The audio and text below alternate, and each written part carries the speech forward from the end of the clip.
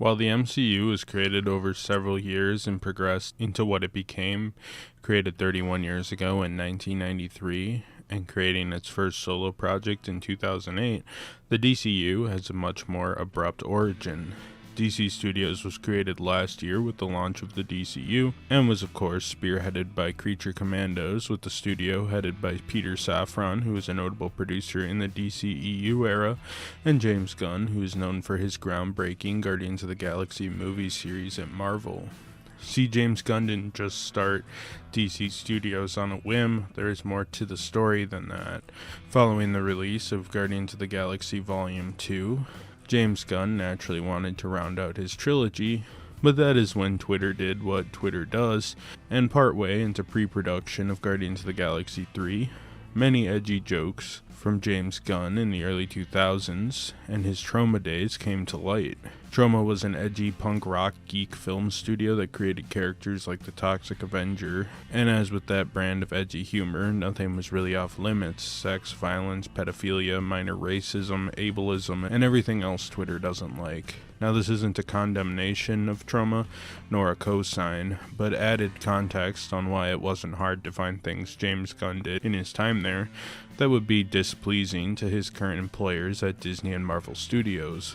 Long story short, Gunn was terminated from Marvel Studios, and the studio went looking for a replacement for Guardians of the Galaxy 3, with Marvel keeping aspects of his script but remaking it otherwise with new talent behind the lens.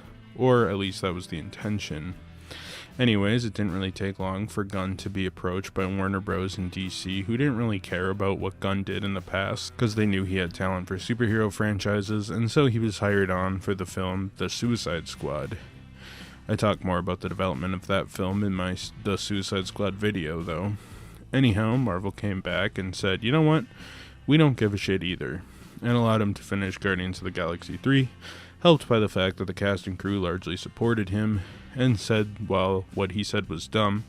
That was years ago and not really emblematic of his character today. So Gunn finished The Suicide Squad, then went and finished Guardians. But, while shifting gears back to Marvel, Warner Brothers offered to let him make a spin-off to his Suicide Squad movie, with them almost envisioning a sub-universe in the DCEU for projects tying into his Suicide Squad movie, starting with Peacemaker, but considering other spin-offs as well.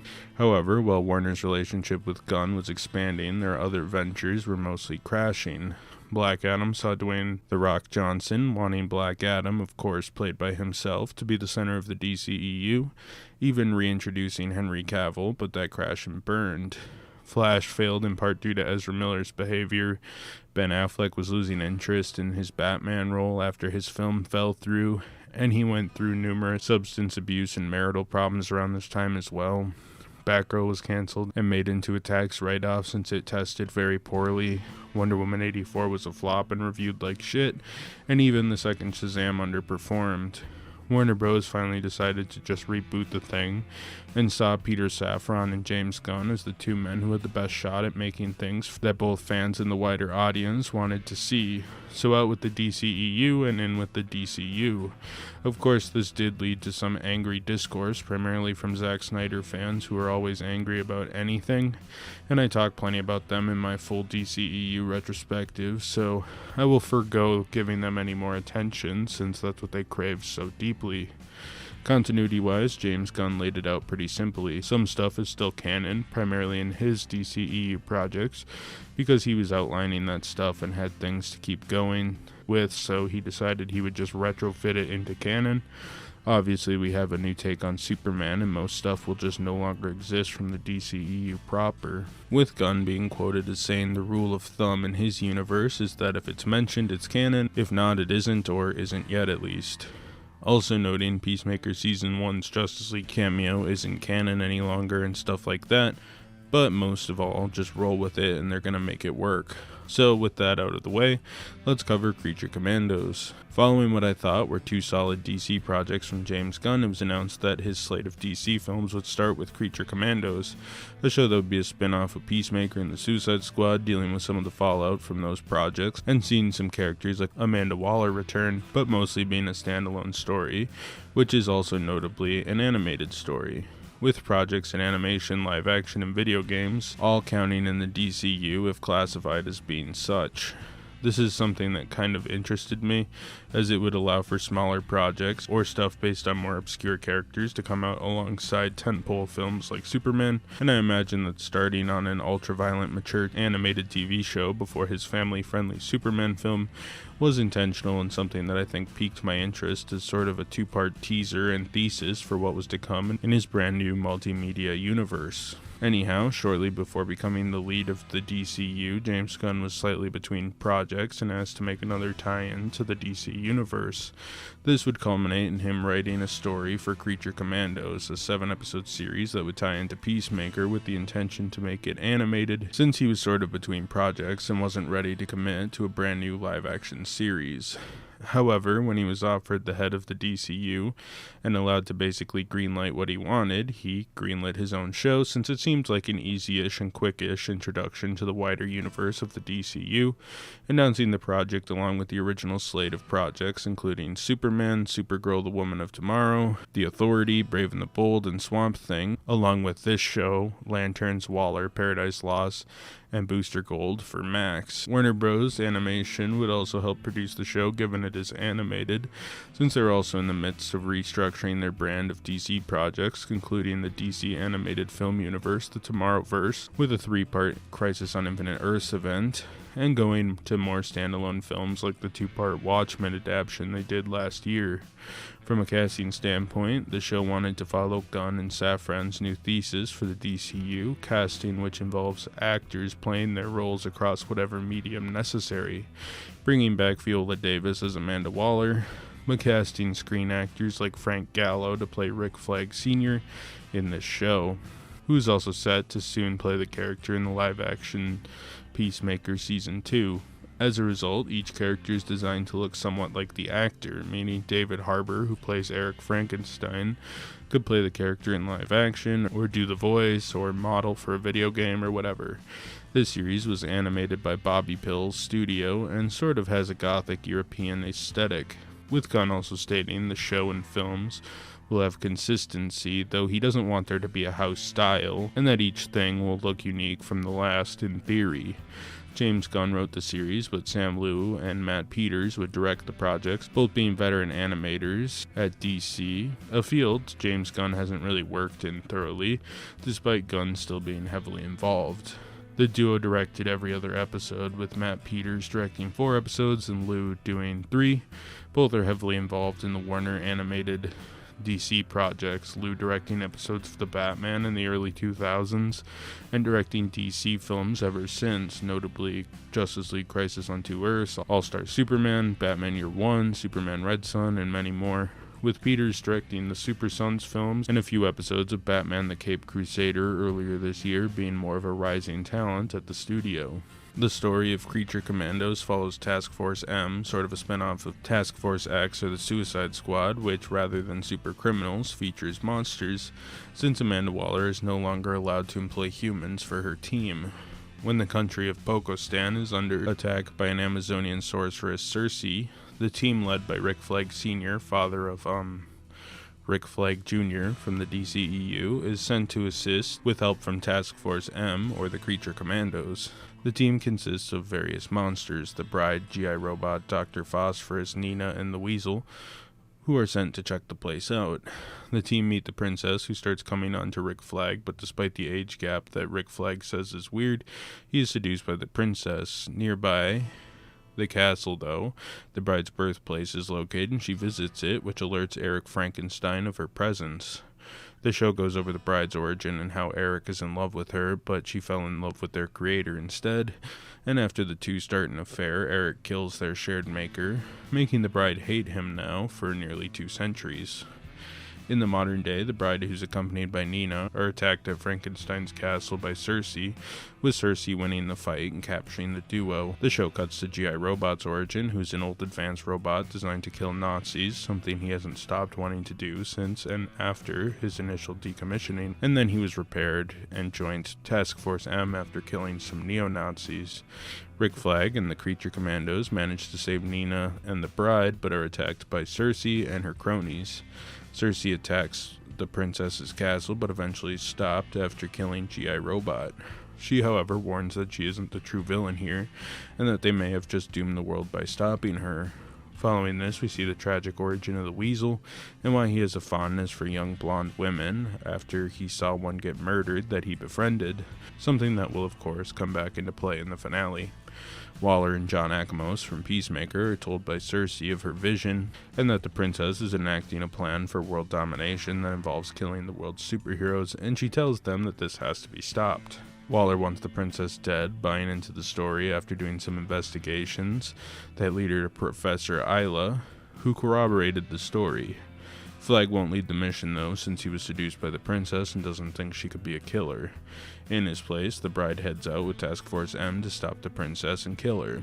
This is when Eric Frankenstein shows up and confronts Flag, who he thinks has a thing with the bride, though after learning it isn't true, Flag and Eric decide to save their loves from the coming conflict, with Eric wanting the bride and Flag wanting the princess. Flag calls the princess's guards and warns them that Task Force M is coming to assassinate the princess, and they prepare for the attack as Clayface shows up, who is masquerading as Professor Isla, seeming proof that the professor's testimony shouldn't have been trusted. Clayface, however, critically injures Flag. Next, we learn of Dr. Phosphorus's origin, created by Rupert Thorne, who thought he killed the Doctor by means of putting him in some nuclear equipment that he created. Phosphorus becomes a villain and takes over Thorne's empire, eventually being caught by Batman and brought in to Task Force M. Meanwhile, Eric heads back to Pokostan as the creatures arrive and have a hard time not being detected, since Flag clued the country in of their arrival. For our final flashback, we learn Nina's story of being born with a defect that causes her to be stuck in a cumbersome suit, with her mom ditching her and her father. Her father makes her a fish woman, but due to the tremendous bullying, she flees the human world, eventually being caught by the police and reunited with her father, who's killed by a trigger-happy cop. Task Force M finally has a chance at the princess, with her following her routine as usual and taking a swim, being caught off guard in the water by Nina. The Weasel, seeing the resemblance of the princess to the blonde child he was fond of back in the day, jumps to her rescue, causing Nina to lose the surprise advantage and being killed as Waller calls off the attack on Pokostan, since it appears the professor was actually Clayface, making Dr. Isla's testimony non-valid.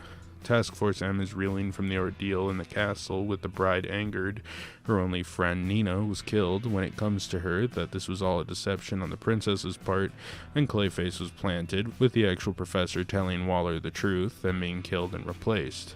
Upon that revelation, the bride kills the princess and is hailed a hero, given a new Task Force M team, including herself, Dr. Phosphorus, Nosferatu, Callus, Weasel, King Shark, and a rebuilt and upgraded G.I. Robot. This show features many new characters to the brand new canon of the DCU, though since many characters were pulled over from the Suicide Squad and Peacemaker, and those projects are more or less still canon, I will not be covering returning cast from those two projects. I already did full retrospectives on those in my DCEU video a few months ago, so if you're curious on those characters, check out those retrospectives from a while back where I covered their origins.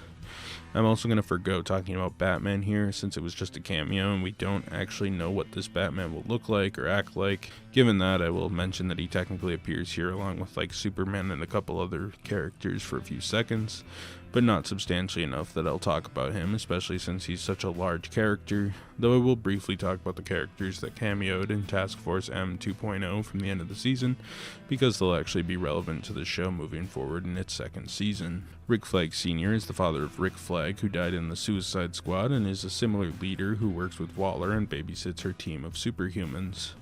Rick Flag Sr. first appeared in Secret Origins Volume 214 from 1987, being the commander of the Suicide Squadron during World War II, the precursor to the Suicide Squad from years later. Though his death was part of Rick Flag Jr.'s motivation to start his own iteration of the squad, this version is more like, hey, there's actually a second fundamentally similar Rick Flag out there.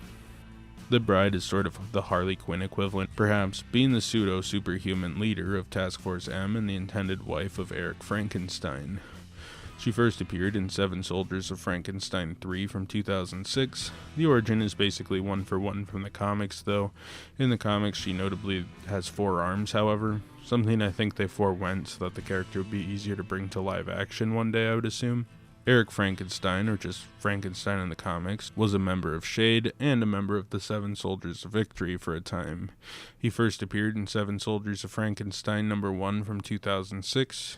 Here he's more of a gag character designed to be a foil to the Bride rather than a straight-up action character. Nina, or the Mermaid in the comics, is a sea creature woman created for Flashpoint Frankenstein and Creatures of the Unknown #1 in 2011 as part of the Flashpoint timeline during that event before coming to the main DC universe a few months later, being a member of the creature Commandos. In this show, she becomes the Bride's best friend and is the only one of the creatures with a real conscience on what they're doing, who's hesitant to just slaughter anybody in their path. G.I. Robot is quite simply a Nazi-killing robot. In the comics, his original version is named Joe, originally appearing in Star-Spangled War Stories #101 as an experiment to try to make a warfare safer for humans by replacing human soldiers with robots. Here he's a bit of a gag character with some heart to him.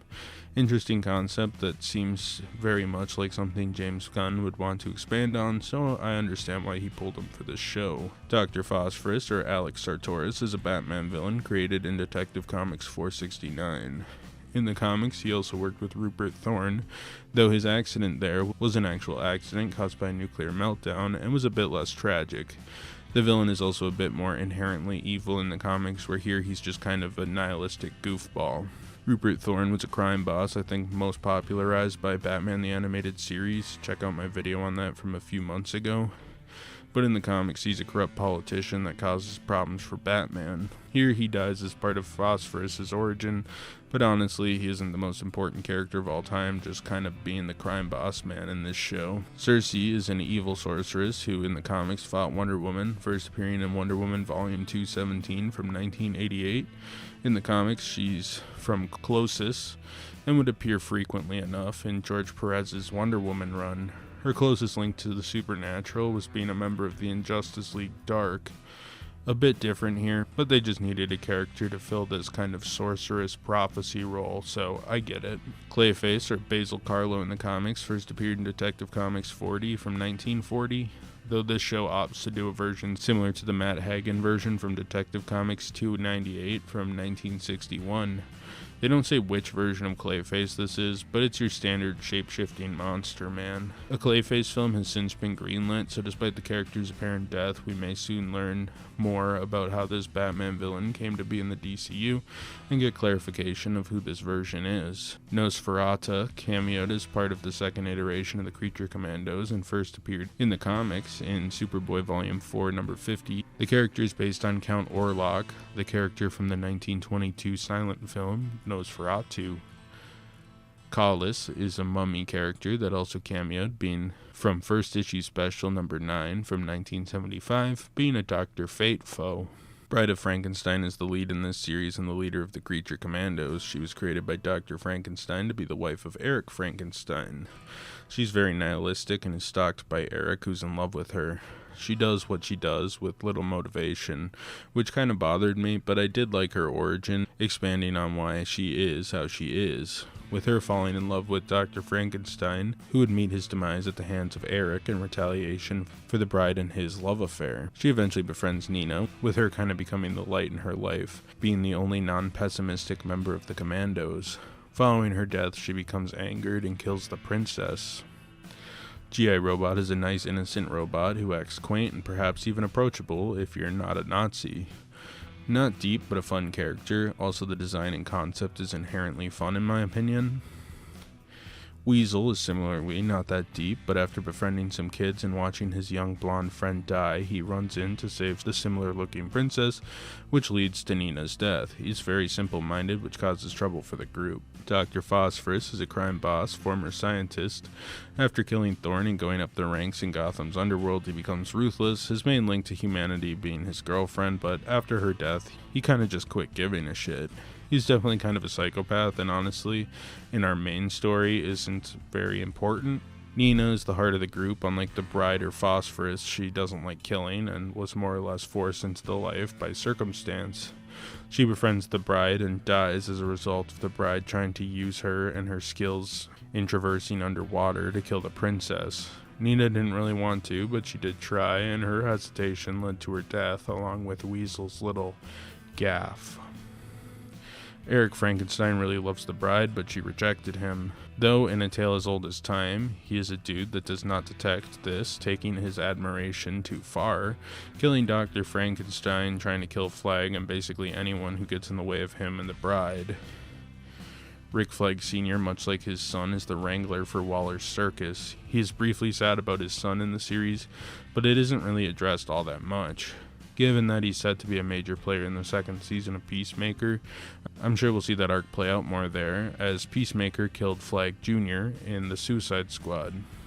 He has an affair with the princess that leads him to being played by her, and ultimately not wanting to kill her, with him and Eric actively trying to stop the bride and Task Force M's mission. Princess Ilana is the ruler of Poklistan, having an affair with the much older Rick Flag to try to make Task Force M join her side, since she is secretly planning to end the world through plans that are very vague. Technically, we don't even know for sure if she did have a plan, as the reason she was accused being the foresight of Cersei, though it seems likely based on the evidence presented by the bride at the end of the show. Cersei is a powerful mage Amazonian hell-bent on killing Elena to save the world. She is a villain, but hey, not much world to exploit if it's destroyed, I guess.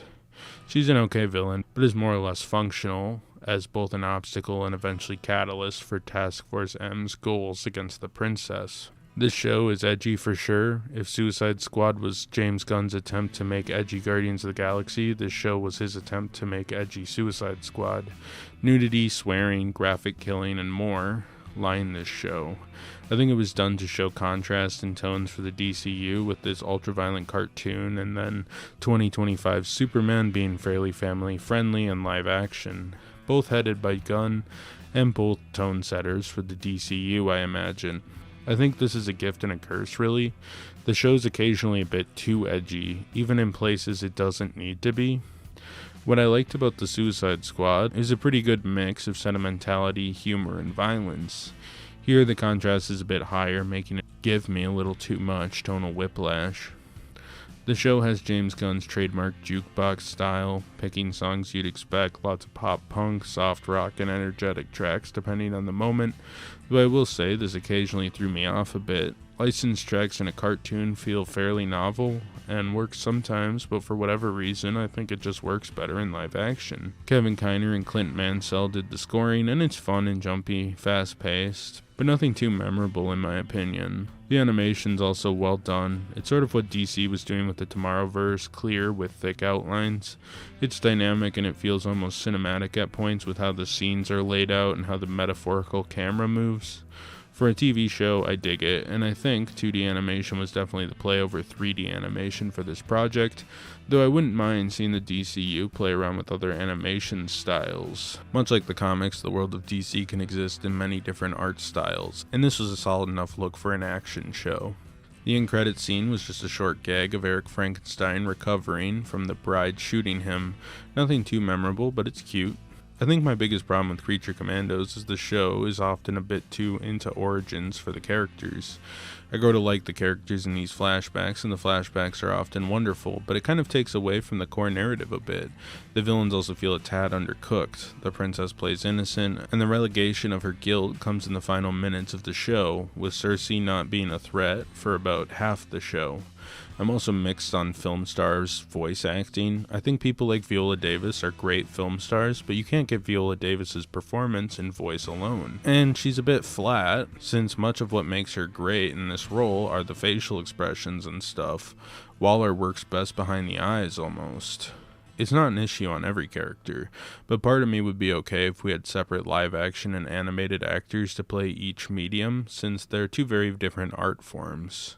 Also, it might be hypocritical for me to like this concept despite thinking Universal's similar attempt at this concept with the Dark Universe was wildly dumb. Perhaps, though, it is in part that this show's designing the characters to be pseudo-superheroes, while Universal monsters are gothic horror stars. This show's pretty good, but not great. I admittedly overhyped it in my head a bit, and it would be hard-pressed to live up to my hopes. Gunn was on a run with the Suicide Squad, Guardians of the Galaxy 3, and Peacemaker, dropping one by one in relatively quick Succession, and I was really hoping to love it like I loved those projects. It's solid and better than a lot of superhero projects these days, but I also think with most characters on the second iteration of the Creature Commandos pre-setup, it'll help nail the landing in the second season. I just think the main meat of the story felt too abridged for me to truly love the show. Perhaps it needed a couple more episodes or something. Currently, Creature Commandos sits at a 74 out of 100 on Metacritic and a 95% on Rotten Tomatoes. It's doing well critically, and like the more mainstream critics, I largely agree. It's something special, I just think it faltered in some key areas, though as a soft introduction to the DCU, I enjoyed it and thought it was a good sneak peek of the DCU before the introduction of the universe fully in Superman's 2025 entry.